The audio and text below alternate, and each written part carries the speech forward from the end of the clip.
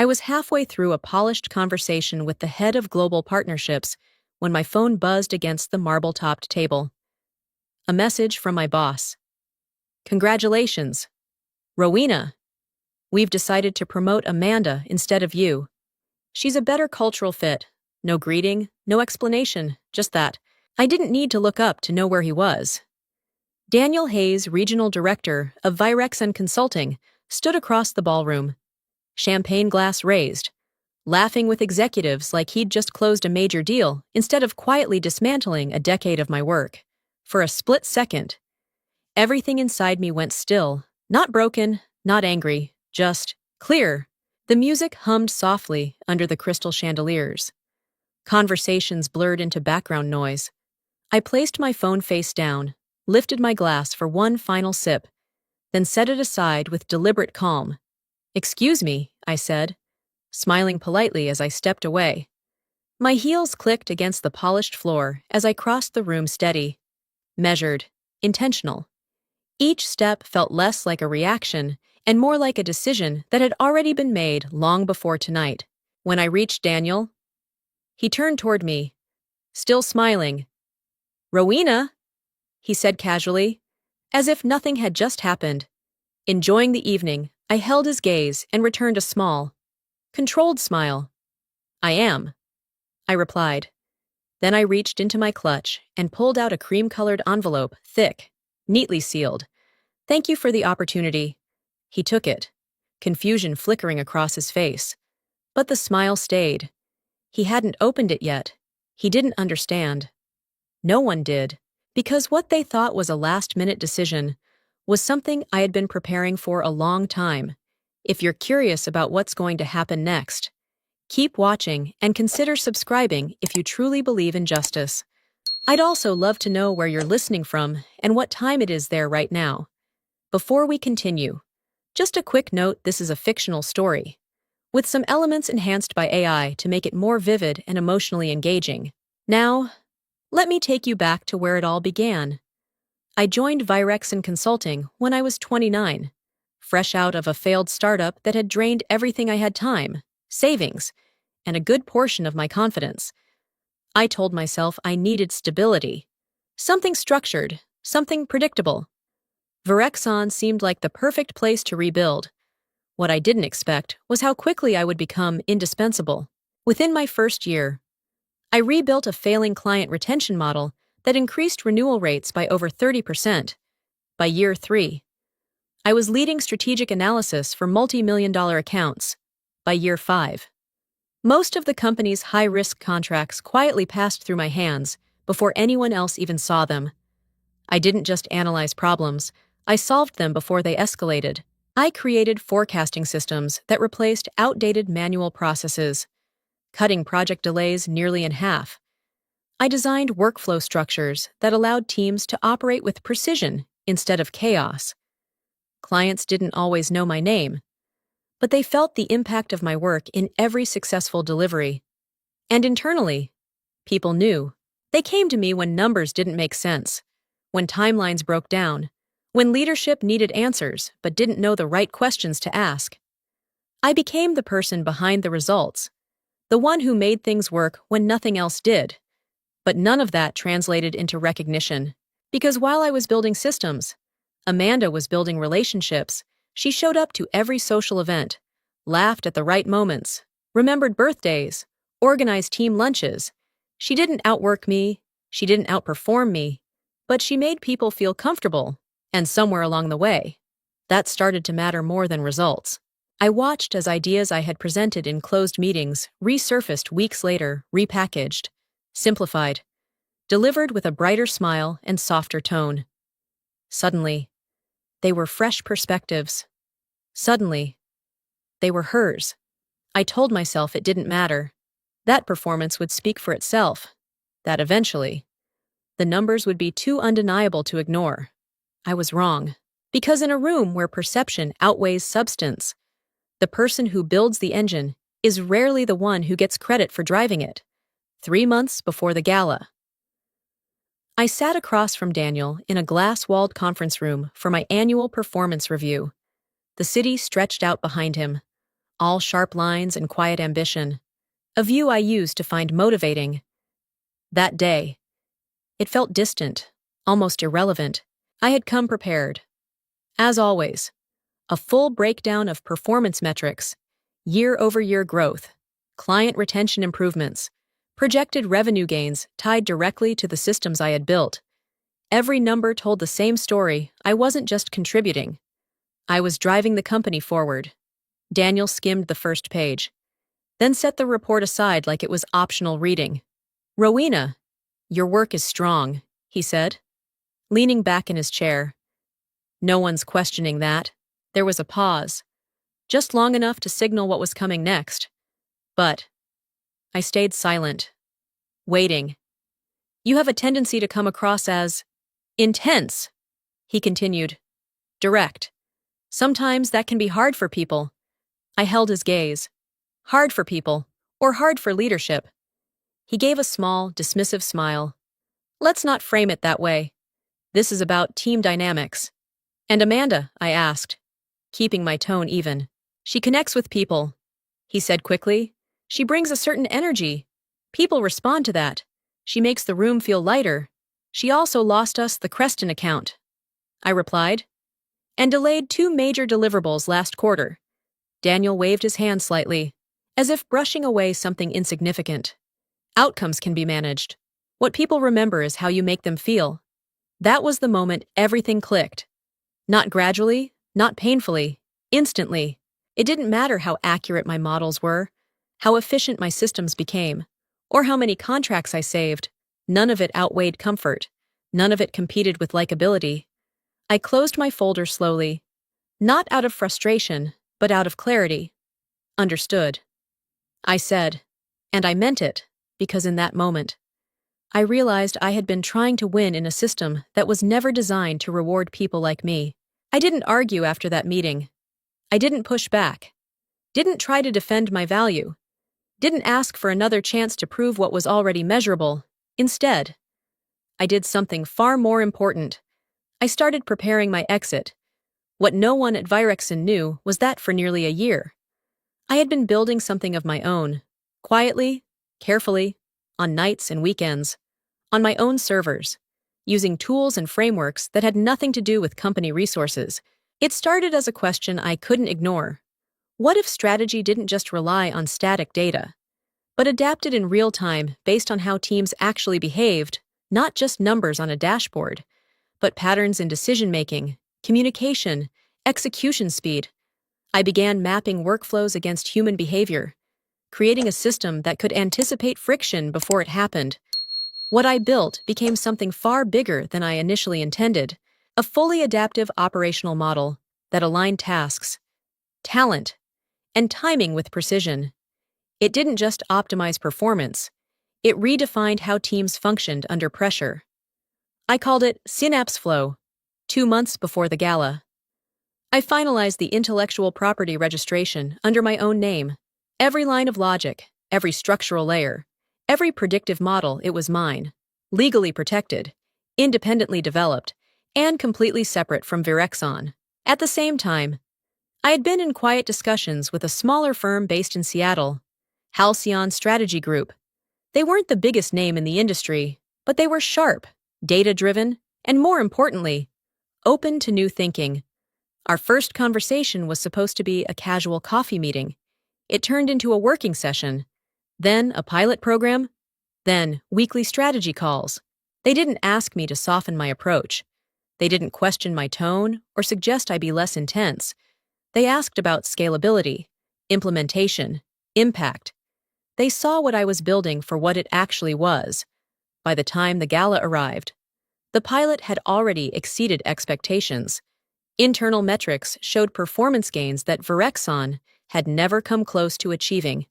And more importantly, my next move was no longer a possibility. It was already in motion. The morning after the gala, the announcement went live. Halcyon Strategy Group proudly welcomed me as their new partner of strategic systems. The release was clean, precise, and impossible to ignore. It highlighted Synapse Flow as a breakthrough in adaptive workflow intelligence. already delivering measurable results across multiple pilot teams.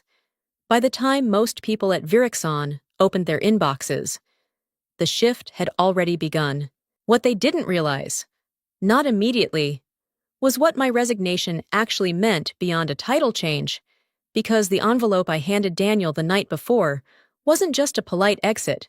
It included a full withdrawal notice of all independently developed systems, models, and operational frameworks that had never been contractually assigned to the company.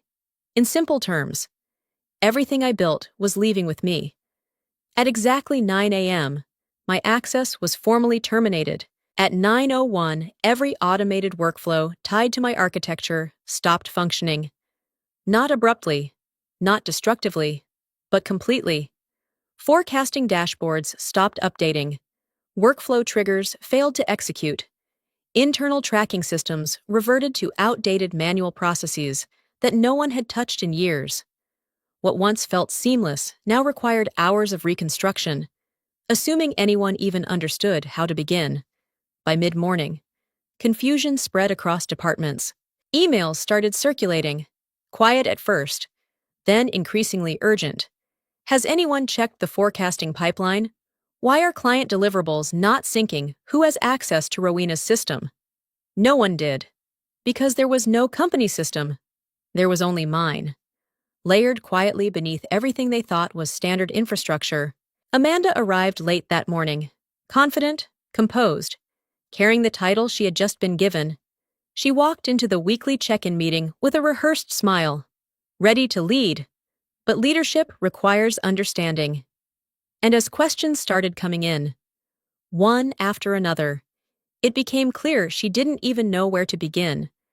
By noon, the tone inside Virexon had shifted completely. What had been a celebration just hours before was now something else entirely. Something unstable, something unraveling. By Wednesday, the first client emails started coming in. They were polite at first, controlled, professional, just checking in on this week's forecast update. Noticing a delay in the delivery timeline, can you confirm status? Then the tone began to shift. We're experiencing unexpected inconsistencies. Is there an issue on your end? Each message carried the same underlying question. Even if it wasn't explicitly stated, what happened to the system that used to work inside Virexon? No one had a clear answer. Amanda tried to manage the situation the only way she knew how. She scheduled quick sync meetings, reassured clients with vague promises, copied Daniel on every reply to create the illusion of control. She used words like realignment and transition phase, hoping language could buy time, but time only exposed the gaps. There was no realignment. There was no transition plan. There were just scattered spreadsheets, disconnected processes, and a team trying to rebuild something they had never fully understood in the first place. The analysts, the ones who used to rely on the automated triggers and predictive flags, were now working late into the night, manually tracking data that used to update itself. Mistakes started slipping through. Deadlines began to blur. Small delays turned into missed commitments, and clients noticed. By Friday, 3 major accounts had escalated their concerns directly to Daniel. One paused an upcoming contract renewal. Another requested a full performance review. The third, more quietly, began exploring alternative partners. The internal pressure was building faster than anyone could contain it. Daniel stopped smiling in meetings. His tone sharpened, his patience thinning with every report that didn't add up. He asked for updates, for solutions, for accountability, but every answer circled back to the same problem. The system was gone. And with it, the stability they had taken for granted. For the first time, the weight of his decision began to settle in, not as a minor oversight, but as a costly mistake. While Virexon struggled to stay afloat, I was stepping into a completely different reality. Halcyon didn't feel like a company trying to impress itself. It felt focused, efficient. Every conversation had a purpose. Every meeting led to action. There were no empty compliments, no performative enthusiasm, just clarity. In my first week, I was asked a simple question. How fast can we scale this? Not can it work? Not will people like it, just results. By the second week, Synapse Flow was already being tested across multiple teams. We started with internal operations, mapping workflow behaviors, identifying friction points, and adjusting execution patterns in real time. The data responded almost immediately. Project timelines shortened, communication gaps narrowed, decision-making became faster, sharper, more precise. By week 3, the system was no longer a pilot. It was a rollout. Halcyon's leadership didn't hesitate. They pushed for cross-department integration, expanding Synapse Flow into client-facing operations. I led strategy sessions with teams that didn't need convincing. They saw the impact firsthand. Healthcare clients reported faster coordination between departments. Retail teams improved inventory forecasting accuracy. Manufacturing partners reduced delays across multi-phase production cycles. The numbers spoke clearly. Performance gains weren't incremental. They were exponential. And for the first time in years, I wasn't being asked to adjust myself to fit the room. The room adjusted to the work. No one told me to soften my tone. No one suggested I be more approachable. They asked for precision, and they trusted me to deliver it. One afternoon, during a leadership review, the COO looked directly at me and said, "You didn't just build a tool, you built an advantage." That was the difference. At Virexon, I had been tolerated. At Halcyon, I was valued. And the momentum I was building wasn't slowing down. It was accelerating. The message came on a Tuesday morning from a number I hadn't saved, but didn't need to. Daniel Hayes, Rowena. We need to talk today. It's important. No greeting. No attempt at casual conversation. Just urgency. Stripped of its usual polish. I saw it between 2 meetings and locked my phone without replying. Not out of spite, but because I no longer operated on his timeline. My day was structured around strategy calls, deployment reviews, and a licensing discussion that could expand Synapse Flow into international markets, whatever crisis Virexon was facing. It wasn't mine to manage anymore. By the time I opened the message again that evening, 3 more had followed. "Please call me. This is time-sensitive. We're facing some challenges." I almost smiled at that last one. Challenges, a carefully chosen word for something much bigger. I responded with a single line. "I have 15 minutes tomorrow at 9:30. Your move." He called at 9:31. The difference in his voice was immediate. The confidence, the casual authority he used to carry, was gone, replaced by something tighter, controlled, but strained. "Rowena. Thank you for making time," he began. "I'll be direct. Things haven't gone as expected." I leaned back, letting the silence stretch just enough. "In what way?" I asked. He exhaled. "The systems you implemented were more integrated than we realized. We're experiencing operational instability." There it was. Not acknowledgement. Not yet, but close. Amanda hasn't been able to replicate the performance. He continued carefully. I didn't interrupt. Which part? I asked after a pause. The logic, or the execution? He hesitated. Both, for a moment. Neither of us spoke. Then he shifted to the real reason for the call. "We'd like to explore a partnership, a licensing agreement for your system. We're prepared to offer compensation, competitive terms." His words kept going, but I had already heard enough. This wasn't about recognition. This was about damage control. And the difference mattered, because the moment you stop needing someone to see your value is the moment their validation loses its power completely. The proposal arrived 2 days later, a formal document, polished and precise, stamped with Virexon's logo and addressed directly to me. They weren't asking anymore. They were offering a full licensing agreement for Synapse Flow, multi-year contract, 7-figure compensation package, strategic advisory role attached. On the surface, it looked generous, but the moment I reached the final page, I closed it. Non-disclosure, non-compete, ownership clauses buried under legal language that all pointed to the same intention. Control. They didn't just want access to what I built. They wanted to contain it. They still didn't understand.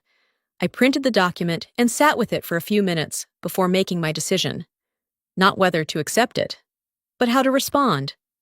I agreed to meet, neutral ground, a private business lounge overlooking the river, far from their offices, far from the environment where they once held all the leverage. Daniel arrived early. He stood when I approached, a gesture he had never extended before. His expression was different now, less polished, more careful. "Rowena, thank you for coming," he said. "Let's get to it," I replied. Taking my seat, he launched into a familiar pitch. Strategic alignment, mutual benefit, long-term collaboration. The language hadn't changed, only the urgency behind it had. When he finished, I slid the printed proposal back across the table. "You want the system," I said calmly. "But this isn't about money." He frowned slightly. "Then what are you asking for? Accountability?" The words settled between us. I leaned forward just enough to make my point clear. "You publicly acknowledge that Synapse Flow was created, developed, and implemented by me. By name. In your client communications and shareholder reports." His reaction was immediate. Surprise, hesitation, calculation. "That's unconventional," he said carefully. "So was promoting someone who didn't build the system she was credited for." I replied. Silence followed. Then I added, "This isn't a negotiation about price. It's a correction of the narrative. Because once the truth is documented, it can't be rewritten to fit someone else's comfort." The statement was published 12 days later, not buried, not hidden in fine print. Page 3 of Virexon's quarterly shareholder report, followed by a direct mention in their client newsletter. The wording was careful, but unmistakable. They acknowledged that the operational system previously referred to as an internal innovation had, in fact, been conceived, developed, and implemented by me, Rowena Chase, former senior strategic analyst. It wasn't an apology, but it was the truth. And once the truth is made public, it changes everything, within days. The industry responded. Messages started appearing in my inbox from professionals I had never spoken to. People who had seen the announcement and connected the dots. Some were brief, others more personal, but they all carried the same realization. They hadn't known how much of the success had come from me. Now they did.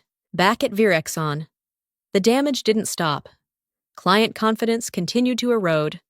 Projects slowed. Internal turnover increased as more employees began to question decisions that once went unchallenged. The structure I had built wasn't something they could easily replace. And without it, the cracks only widened. Amanda stepped down quietly a few weeks later.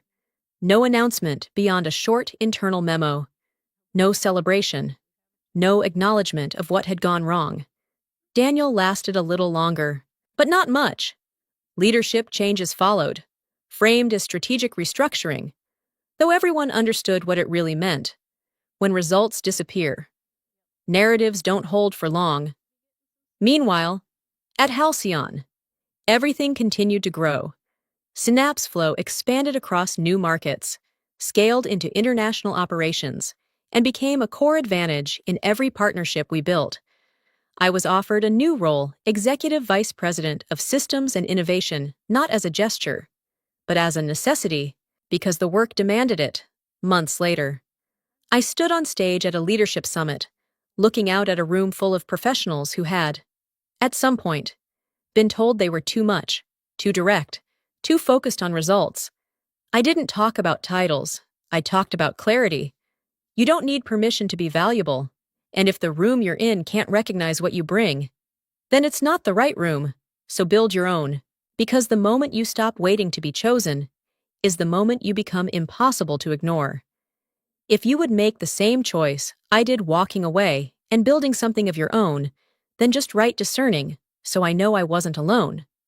Sometimes the hardest decision isn't staying and proving yourself, it's leaving and choosing yourself. Not every door deserves another knock. Some are meant to be closed behind you.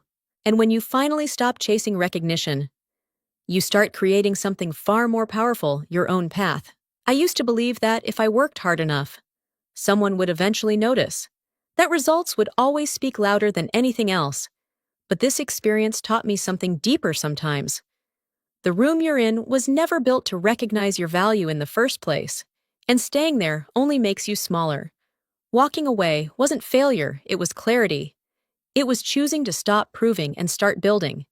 If you've ever felt overlooked, I want you to know your work still matters, even when no one applauds it.